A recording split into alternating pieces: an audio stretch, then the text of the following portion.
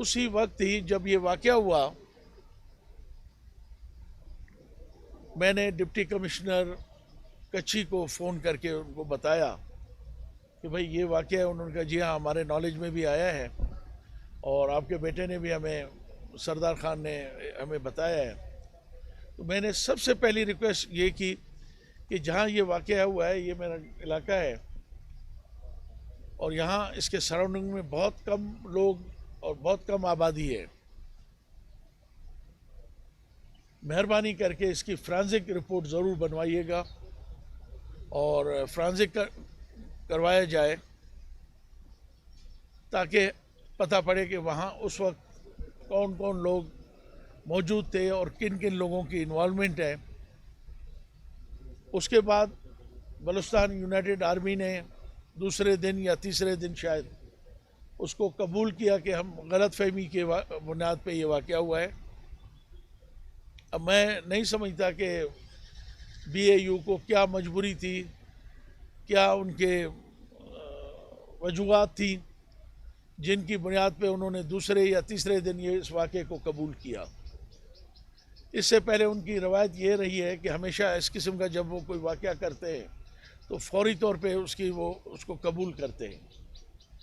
मेरे ख्याल में ये उन्होंने वाक़या जो है उनसे कबूल करवाया गया है, शायद कोई उनकी मजबूरियाँ हो, मगर मुझे पता है कि ये वाक़या किन लोगों ने करवाया और बाकायदा हमने उसको नामज़द किया, FIR कटवाई। आज भी वो कातिल जो हमारे इस वाक़े में मुलविस हैं, सारा दिन गवर्नर हाउस और चीफ मिनिस्टर हाउस इसी जरगून रोड और सेक्रेटरीट पे और इसी शहर के अंदर धन धनाते फिर रहे हैं और आज तक वो फ्रांसिक रिपोर्ट भी हमें नहीं मिली, ना उसकी नामजदगी मिली हमें कि इसमें कौन कौन से लोग या उस वक्त कौन से लोग यहाँ एक्टिव थे। तो इससे और उसके बाद दूसरी अहम बात, आज तक एक आदमी भी गिरफ्तार नहीं किया गया इस वाक़े के अंदर। इससे बलूचिस्तान की आवाम, आप मीडिया से मैं रिक्वेस्ट करता हूँ कि आप खुद अंदाज़ा लगाएं कि इस वाक़े के पीछे ऐसी कौन सी ताकतवर कुव्वतें हैं जो, यार अगर खामोशी इनको करवा दें तो बहुत मेहरबानी होगी। प्लीज़ इनको रोक दें वहाँ पे।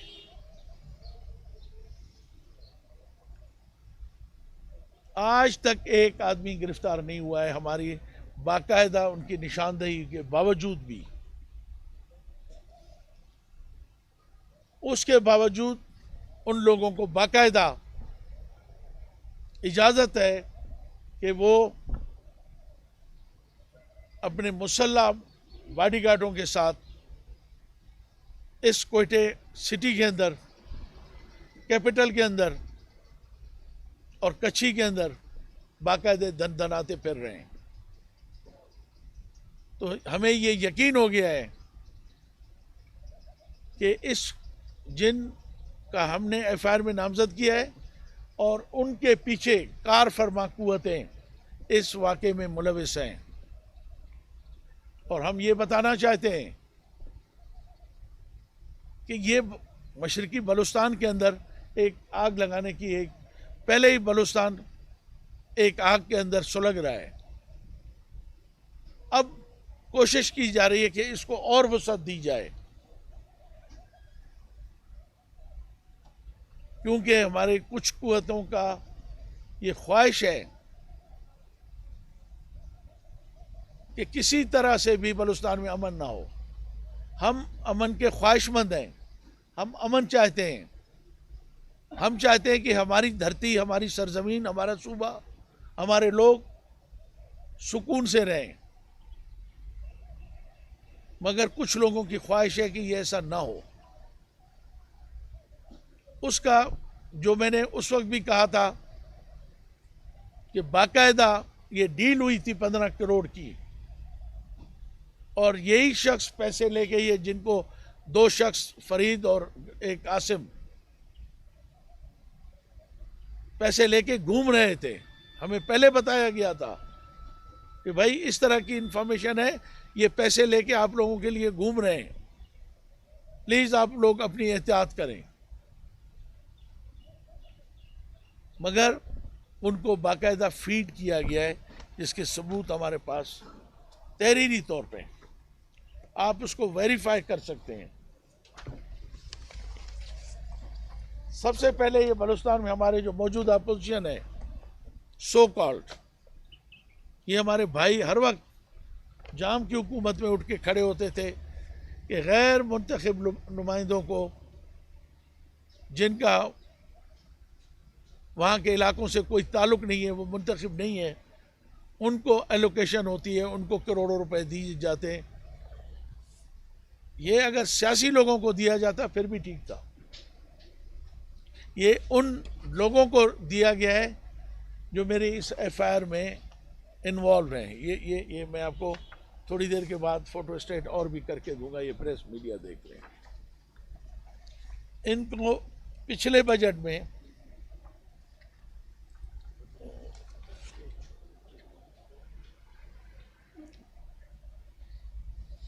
$1086 मिलियन दिए गए हैं, मतलब 1,86,00,000 रुपए, जिसकी ये स्कीमें हैं, जिसका ये PSDP नंबर है और एलोकेशंस हैं, ये आपके सामने है। इसकी मैं आपको कॉपी देता हूँ। इन्हीं पैसों से, इन्हीं रिसोर्सेज से मेरे खिलाफ, मेरे इलाके के खिलाफ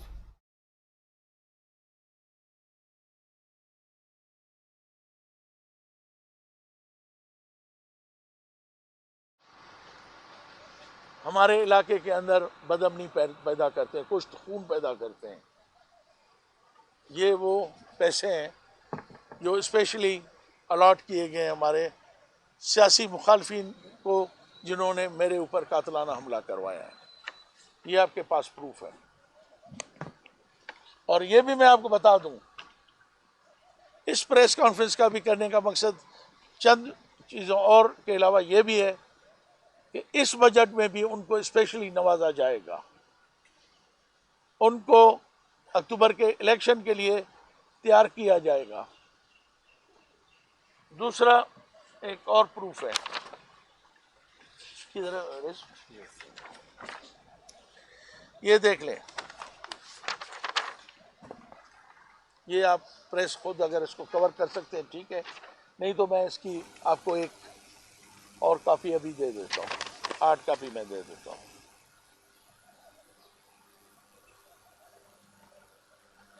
ये लिखा हुआ है ₹77,500,000 ओनली, 7,75,00,000 रुपए स्पेशल ग्रांट। अभी कब इनको इशू हुई है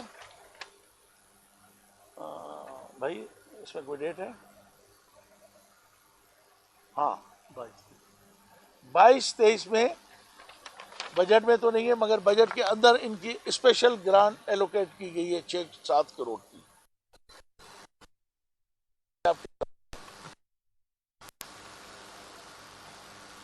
कितने?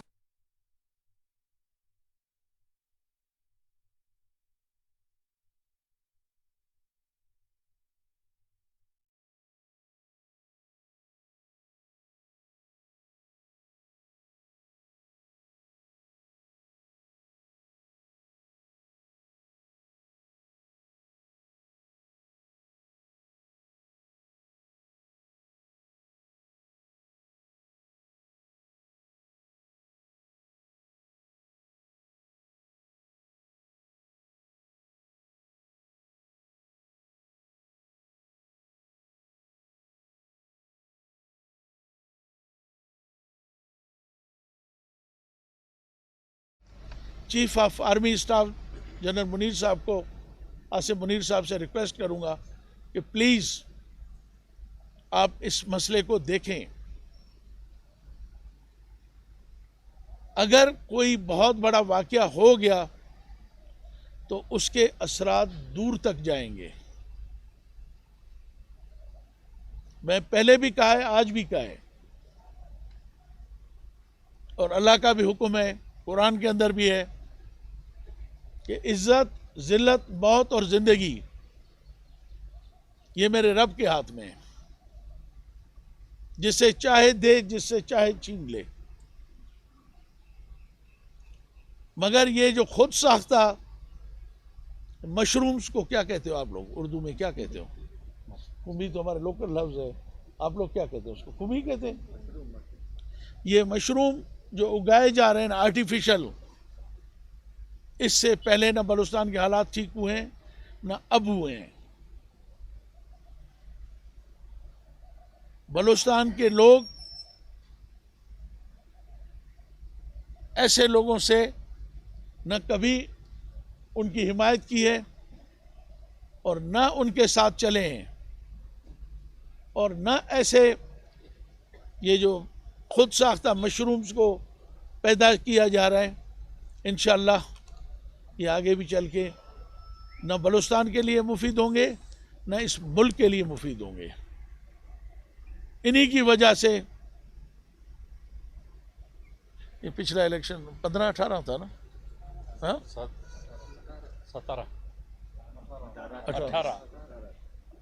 18 तक आपने खुद देख लिया कि सूबे के साथ क्या कुछ हुआ और क्या सूरत हाल थी,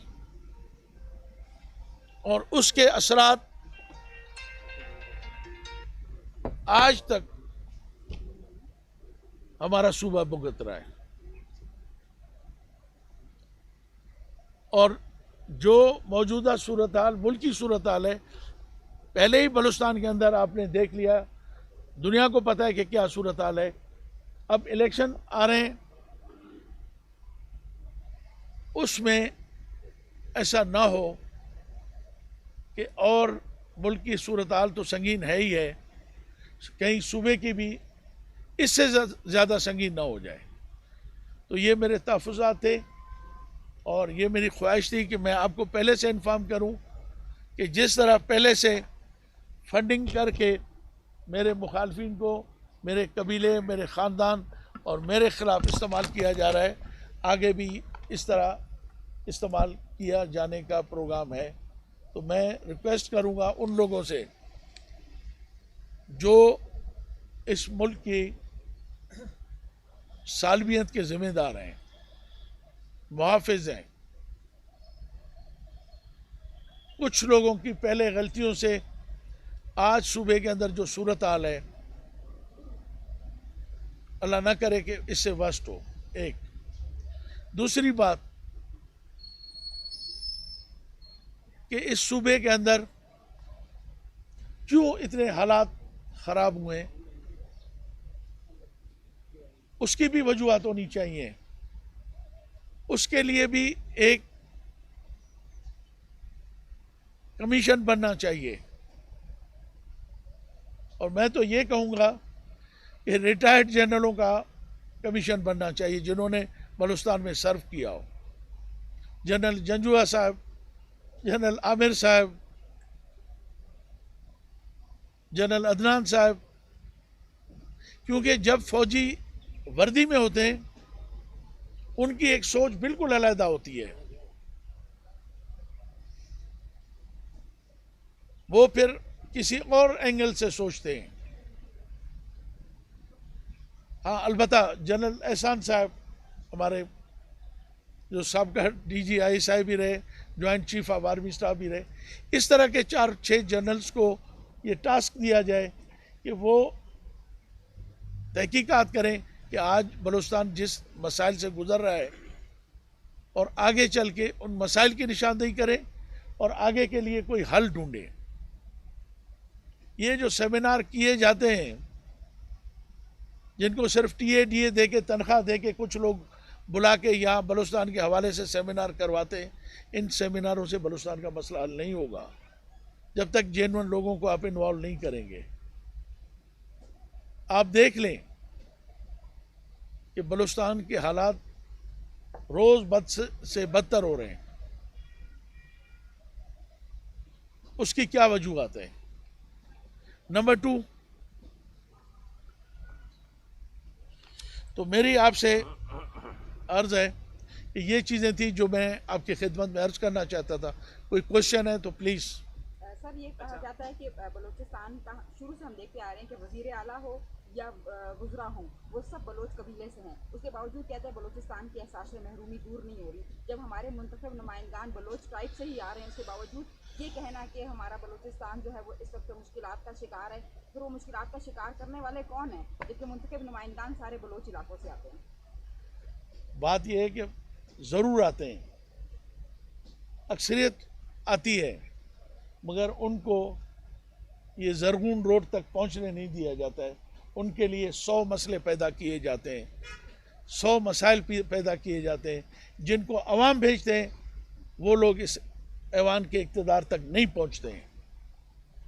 अगर कोई पहुंचता भी है तो कंप्रोमाइज़ करके यहाँ तक पहुंचता है, इससे ज़्यादा मैं बात नहीं करता। अच्छा सर, ये बताएं कि 9 मई जो है, 9 मई को मुल्क में सरकारी अमला और समझते क्या है, चूँकि जमात से भी ताल्लुक़ है आपका उनसे, तो मुस्तकबिल क्या हो सकता है पाकिस्तान तहरीक इंसाफ का? सर आपने तो एक सवाल में 6 क्वेश्चन कर दिए। मैं पहले आपको 9 मई वाले वाक़े पे मैं बात करूंगा, फिर पार्टी के ऊपर मैं बात करूंगा आपसे। 9 मई वाला जो वाक़या है ये पाकिस्तान की तारीख़ का मैं समझूंगा कि ये वाक़या बड़ा मुश्किल दिन था इस मुल्क के लिए, मुल्क की तारीख के लिए और मुल्क से मोहब्बत करने वालों के लिए। उन पे मैं सियासी आदमी हूँ, मैं सियासी जदोजहद पे यकीन रखता हूँ और हमने इन जंगों, लड़ाइयों और कबायली जो जंगें हम पे मुसलत की गई, उसके बावजूद भी हमने जमहूरियत का साथ नहीं छोड़ा। मैं समझता हूँ जिस तरह ये लोग इस मुल्क की इमलाक, फौजी इमलाक, फौज की हो या स्टेट की हो, मैं इसमें फ़र्क नहीं मैं समझता। कल अगर गवर्नर हाउस जला दिया जाता बजाय के कोर कमांडर के घर के, मैं समझता हूँ कि दोनों काबिल मुज़म्मत वाक़े हैं। क्यों गवर्नर हाउस की ज़्यादा हम बात करते हैं? इसलिए कि वो कायदे आज़म का घर था, उस शख्स का घर था जिसने इस मुल्क को बनाया था। कहीं भी सियासत में तशद्दुद नहीं होता है। दुनिया में जब तशद्दुद होता है वो सियासत नहीं होती है। ये तो एक बाकायदा मतलब लोगों ने जाके एक हादसाती तौर पे नहीं हुआ है, एक मॉब ने ऐसे जज्बाती होकर हमला नहीं किए हैं। ये बाकायदा एक मुंतज़िम साजिश के तहत किए गए। मैं समझता हूँ सिर्फ मैं अकेला नहीं, नई मरदमशुमारी के मुताबिक जो 24-25 करोड़ लोग हैं वो सारे इसको मजम्मत कर रहे हैं। ये नहीं होना चाहिए था। उसके अलावा आपने कोई और क्वेश्चन? सरदार साहब यहाँ पर आप आपके जो पाकिस्तान तहरीक इंसाफ का मुस्तकबिल सर। जी सरदार साहब ये बताएं कि पिछले बजट के बाद चीफ मिनिस्टर साहब आपके घर आए थे और अच्छी खुशगवार माहौल में मुलाकातें हुई थी। क्या उसके बाद आपके और चीफ मिनिस्टर के दरमियान ताल्लुकात एक बार फिर से ख़त्म हो गए जो वो आपके सियासी मुखालफिन को सपोर्ट कर रहे थे? नहीं, बिल्कुल नहीं। मेरे उनके साथ ज़ाती ताल्लुक़ हैं और मैं उनकी बड़ी इज़्ज़त और एहतराम करता हूँ, मगर आपको पता है कि वो एक मजबूर शख्स है, बहुत अच्छा इंसान है। वैसे ज़ाती दोस्त मैं उनकी कदर करता हूँ, मगर ये सारी चीज़ें ऐसे हो रही हैं कि शायद वो करना भी ना चाहता हो फिर भी कर रहा हो। क्योंकि मेरे अपनी डिस्ट्रिक्ट की तो ये सूरत हाल है, मेरी कॉन्स्टिट्यूंसी की, कि वहाँ पे एक लेवीज की पोस्ट जो और थाना जो है वो उसके ऑर्डर्स भी कोयटे से होते हैं। वहाँ पे भी उनको तैनात किया जाता है जो हमारे सियासी मुखालफत नहीं, हमारे कातिल हैं, हमारे खूनी हैं, उनको भी रोडों पे, पोस्टों पे और वहाँ अफसर्स को बिठाया जाता है। 3-3, 4-4 साल से बिठाया जाता है। कौन है? यही तो फरियाद है हमारी जो हम करने आए। हम कोई शिकायत लेके नहीं आए हैं। आपको जो ऑफिसर भेजना है, जैसे भी आपने करना है, मोस्ट वेलकम। अच्छा सरदार जो चीज़ मेरे मुकद्दर में होगी वही होगी। हम अपने मौक़िफ़ या कोई अगर हमें ये समझे कि हमें झुकाया जाएगा, इंशाअल्लाह ये मेरे ख़ानदान की तारीख रही है, ना वो झुके थे ना इंशाअल्लाह हम झुकेंगे। अच्छा सरदार अच्छा, साहब, सरदार- जो सूरत-ए-हाल हमने देखा कल एक पॉलिसी स्टेटमेंट भी सीएम का है, वो भी मजबूर और बेबस नजर आ रहा है वफाकी हुकूमत के हवाले से। अब आपने आर्मी चीफ से मुतालबा किया, आप क्या समझते हैं मौजूदा हुकूमत कोई और चला रही है? सर देखें, अब अगर मैं कहूँ, मेरा दोस्त है, मैं उसके बारे में कुछ नहीं कहना चाहता। लग तो यही रहा है कि और बहुत सारी कुव्वतें हैं जो पस पर्दा ये सारा सिस्टम चला रही हैं। तो हम जब मुखातिब होते हैं, उन्हीं से मुखातिब होते हैं कि उनको चाहिए कि वो अपनी पॉलिसीज़ को मेहरबानी करके सही सिमत पे लेके जाए। एक अभी दूसरी बात जो अभी मैं बजट के हवाले से करना चाहता हूँ कि जो नून लीग की हुकूमत है, मैं आज अपने एक दोस्त के, मोहतरम दोस्त के, वो लफ्ज़ दोबारा दोहराना चाहता हूँ जिसने असम्बली के अंदर खड़े होके हमारे एक नेशनल असम्बली के मेंबर ने कहा कि हमने वो जो तकरीर कर रहा था, मेरे ख्याल में असलम भूतानी साहब थे मेरे ख्याल में, उन्होंने कहा कि हमें एहसास था, हमने मदद की थी नून लीग की कि 12 साल जो इनके साथ हुआ है, इनमें कोई चेंज आया होगा, इनमें कोई फ़र्क आया होगा इनके रवैयों में। मगर मैं दोबारा ये लफ्ज़ दोहराने के मजबूर हूँ कि नून लीग में कोई भी चेंज नहीं आया है। आज भी मुस्लिम लीग के वज़रा, उनका रवैया बिल्कुल सियासत से हट के, ना वो सियासी लोग हैं, ना उनको सियासत आती है, ना इन 12 साल के जो इन पे गुजरे हैं उनमें कोई इन पे फ़र्क आया है।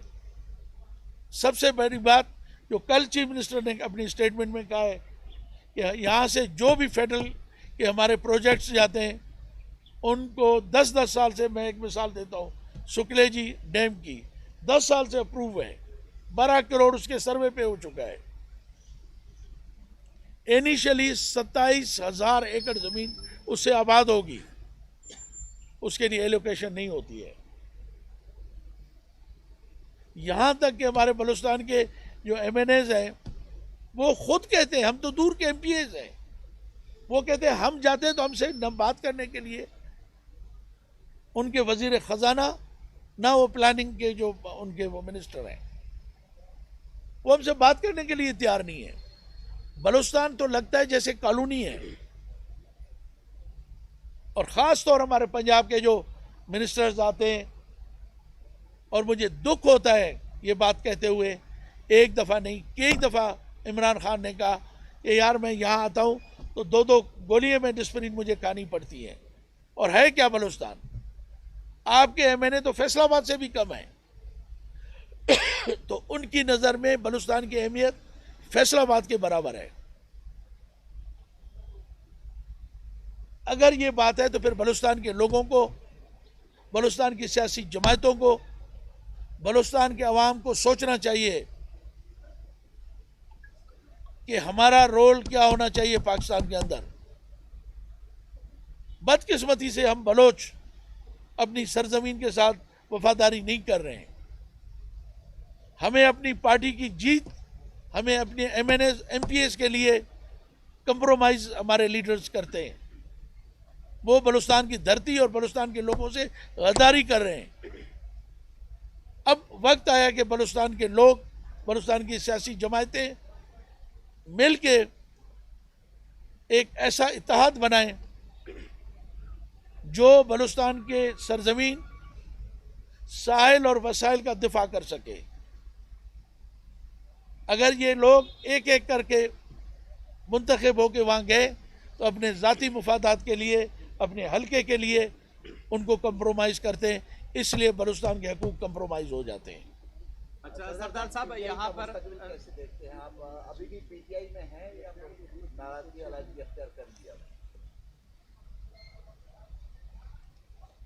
अच्छा जनाब, मैं उसका तफसीली आपको जवाब देता हूँ। जैसे कि आपके इल्म में है, मैं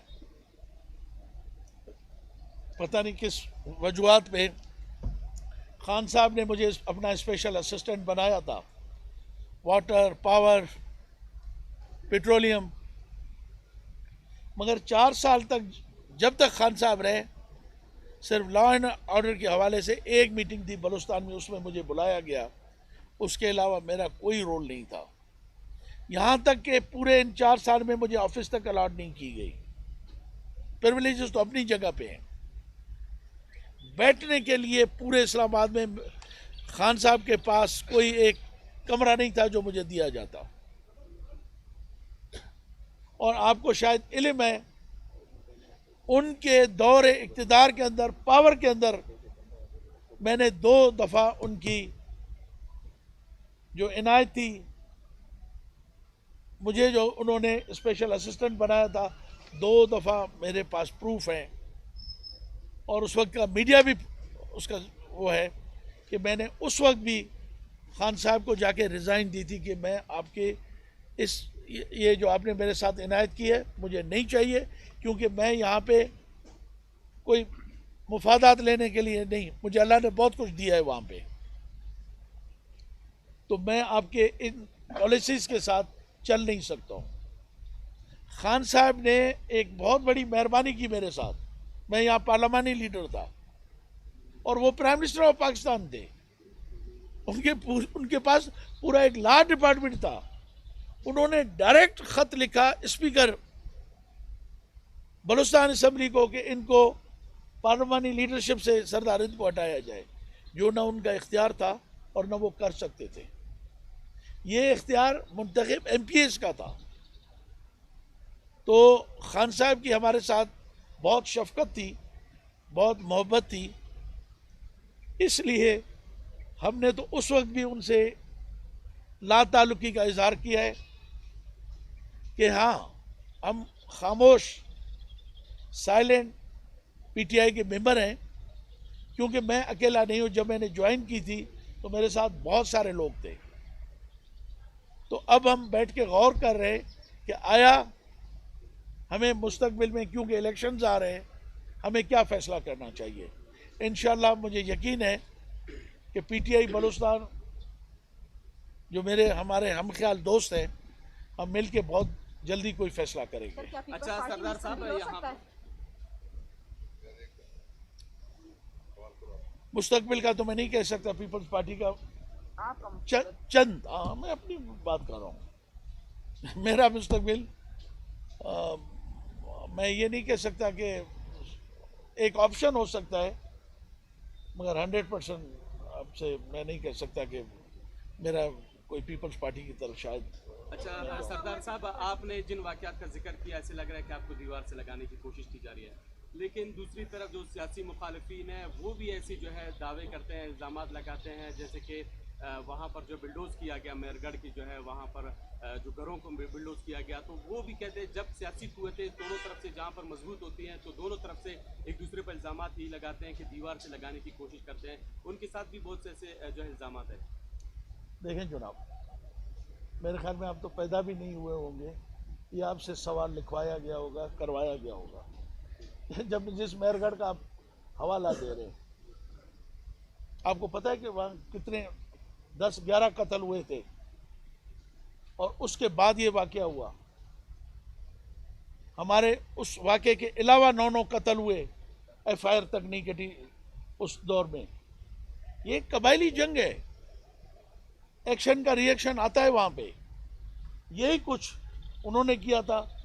अगर लोगों ने रिएक्शन में उनको वहाँ, क्योंकि उनका एक गांव है जो मैं समझता हूँ कि अभी भी मैं प्रेस को दावत देता हूँ, अगर गवर्नमेंट के अभी इस वक्त मेरे साथ चल के मैं आपको दिखाऊं कि पूरे इलाके के इश्तारी और कातिल आज भी मेहरगढ़ में पनाह लिए हुए हैं।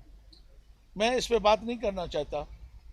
आप आएँ, बाकायदा मेरा इंटरव्यू करे, मैं आपको जवाब देने के लिए तैयार हूँ। सरदार साहब, आसिफ अली जरदारी से 3-4 मुलाकातें हुई, काफ़ी जो मुलाकात हुई तो खुशगवार मूड में आप दोनों नजर आए।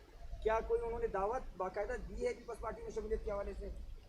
देखिए, मैंने शायद पहले भी कई दफ़ा कहा है कि आसिफ जरदारी और मैं बचपन से हमारा ताल्लुक़ है, उनके वालिद का मेरे वालिद के साथ ताल्लुक़ है, और फिर हम नेबर्स हैं वहाँ पे नवाज शाह में। जस्ट नेबर तो नहीं है कि दीवार वो कहते हैं शराकत, मगर एक ही तहसील के अंदर उधर ही सराउंडिंग में हमारी ज़मीनें आपस में एक दूसरे के साथ शराकतदारी है। फिर उसका कबीला है और मेरा कबीला है। तो आसिफ साहब की मेहरबानी कि वो ज़िक्र खैर करते रहते हैं, मगर शायद पावर की अपनी एक मजबूरियाँ होती हैं या उनकी चीज़ें होती हैं। आसिफ साहब के पास इस वक्त शायद ऑप्शन बहुत हैं। जब भी उन्होंने मुझे याद किया, इंशाल्लाह ज़रूर मैं उनसे बैठूंगा, उनसे बात करूंगा। इस वक्त मैं समझता हूँ उनको शायद इतनी रश, वो बड़ा मशहूर है फ़ेरोज़ ख़ान की कोच, फ़ेरोज़ ख़ान की कोच तैयार खड़ी है, काफ़ी लोग उसमें चले गए, कुछ चले जाएंगे। जब ये सैलाब थम जाएगा तो फिर बैठ के हम कोई फैसला करेंगे। सर, सैलाब का जिक्र किया, कोयटा से आपके घर तक का जो रास्ता है, आपके इलाके तक का, वो बड़ा डिस्टर्ब है। क्या कहेंगे, लोगों को बड़ी तकलीफ है, इस हवाले से कोई आपने हुकूमत से कोई बात की हो? साल से ऊपर हो गया है। देखिए, एक पत्थर, एक घंटा बिल्डोजर का वहाँ नहीं लगाया गया, 1 रुपया नहीं लगाया गया। सबसे पहला सैलाब बोलान में आया पाकिस्तान में, सबसे बड़ी तबाही वहीं हुई। मैं चीफ मिनिस्टर से रिक्वेस्ट, अभी भी मेरी सिर्फ एक रिक्वेस्ट है, सुकलेजी डैम पिछले 10 साल से डिले हो रहा है।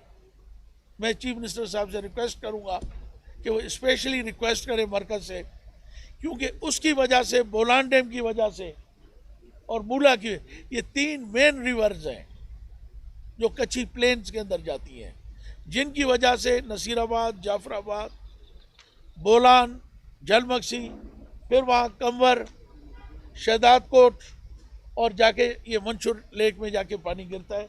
अगर हम इनको सेव कर लें तो इस मुल्क के तो नहीं, कम से कम बलूचिस्तान का गंदम का मसला हल हो सकता है। और दूसरी सबसे बड़ी बात, कच्ची कैनाल क्यों नहीं बन रही है? इसका प्रोजेक्ट उस वक्त 55 में शायद अयूब खान के वक्त में अप्रूव हुआ है। उसके फिगर से जरा मुझे देंगे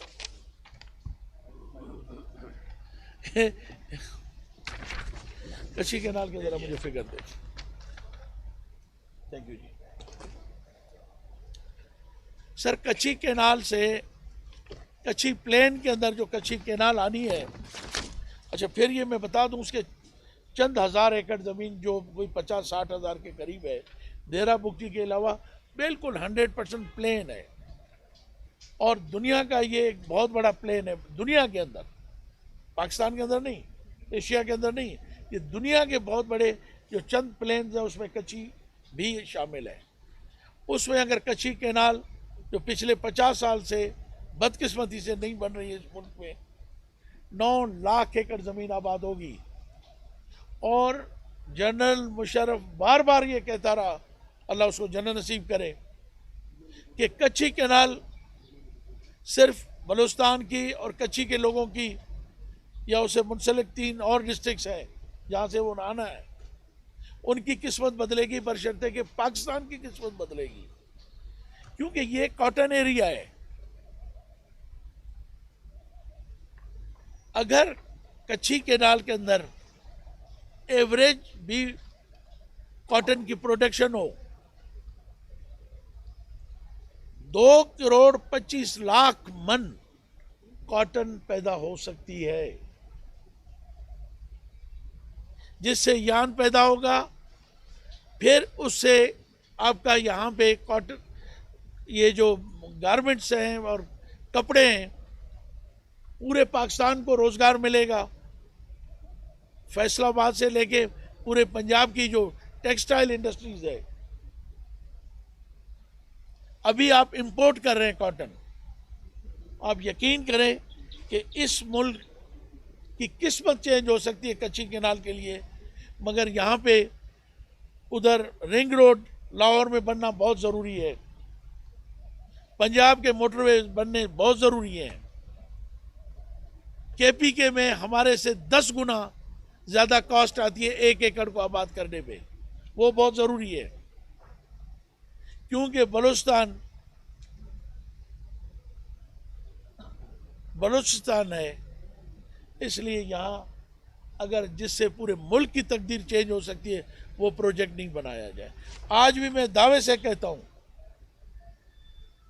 कि अगर कच्ची कैनाल को मुकम्मल किया जाए, क्योंकि अगर कच्ची कैनाल मुकम्मल हो जाती है तो आरसा के मुताबिक दीगर 3 सूबों को हमारा वाटर राइट्स देना पड़ेगा गवर्नमेंट ऑफ पाकिस्तान को। इस वजह से ये डिले किया जाता है प्रोजेक्ट। अगर इसी लिहाज से आप देख लें तो तकरीबन 4.25 करोड़ मन वीट प्रोडक्ट्स होगी, वीट की प्रोडक्शन होगी। हम हर साल 10 तकरीबन कितने इंपोर्ट करते हैं, 1 लाख टन खरीदते हैं ना। हर साल हम पास्को से 1 लाख टन गंदम खरीदते हैं, उसके मुकाबले में हम 100 गुना ज़्यादा गंदम हम अपनी पैदा कर सकते हैं। आप हिसाब लगाएं कि 9 लाख एकड़ एवरेज अगर 20 मन भी हमारी उतरे तो कितना बनता है कोई किसी के पास कैलकुलेट करें। 9 लाख एकड़ अगर ज़मीन आबाद हो और कम से कम एवरेज 20 मन भी उतरे तो कितना बनता है? 3 करोड़ 7 लाख मन। हम खुद तो अपने खुद कफील हो सकते हैं, मगर मुल्क में जो इस वक्त कमी है गंदम की वो भी पूरी हो सकती है। और सबसे बड़ी बात, दोबारा मैं मरकज़ को कहूँगा कि जिस तरह बलूचिस्तान के जो मेगा प्रोजेक्ट्स हैं उनको इस बजट में नज़रअंदाज ना किया जाए। और उसके बाद मैं फिर आप सबका, दोस्तों का शुक्रगुजार हूँ कि आपने मुझे इज़्ज़त दी, आप यहाँ तशरीफ़ लाए, बहुत बहुत शुक्रिया।